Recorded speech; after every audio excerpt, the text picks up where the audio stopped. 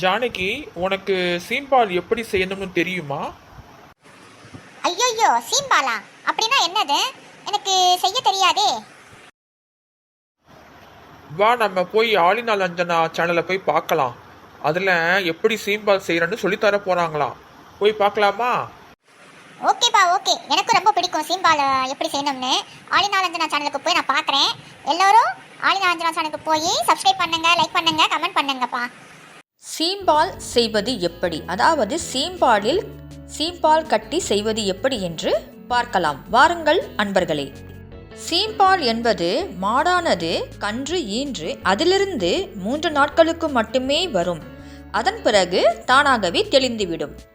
சீம்பாலில் அனைத்து விதமான சத்துக்களும் மற்றும் எதிர்ப்பு சக்தி நிறைந்த பாலாகும். இதை எல்லோரும் சாப்பிட வேண்டும். இது தாங்க சீம்பால். இந்த சீம்பாலை கொண்டு நாம சீம்பால் கட்டி செய்ய போகிறோம்.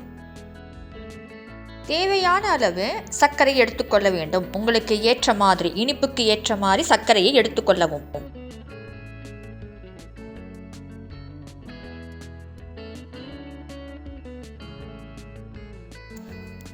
பிறகு பொடித்த சர்க்கரையை சீம்பால் இருக்கு இல்லையா, அதில் நன்றாக கலந்து கட்டித்தன்மை இல்லாமல் நன்றாக கலக்கவும்.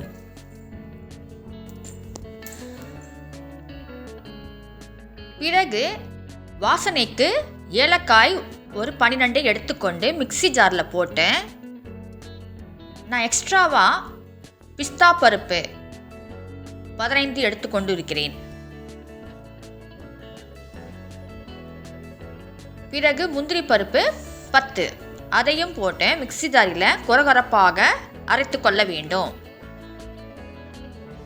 அதை சீம்பாலில் கலந்து நன்றாக கலந்து கொள்ள வேண்டும். பிறகு குக்கரில் கொஞ்சோண்டு தண்ணியை ஊற்றி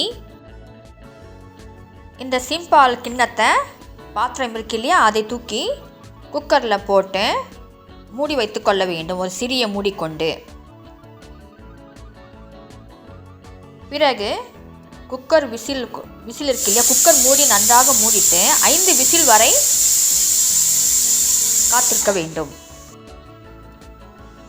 அவ்வளவுதாங்க, எளிதான முறை. பார்த்தீங்களா எப்படி இருக்குது? கட்டியாக ஸ்பாஞ்ச் டைப் மாதிரி ஆயிட்டிருக்கும். இதை கொஞ்ச நேரம் ஆற விட்டு நம்ம வேண்டிய வடிவத்தில் கட் பண்ணி கொள்ள வேண்டும்.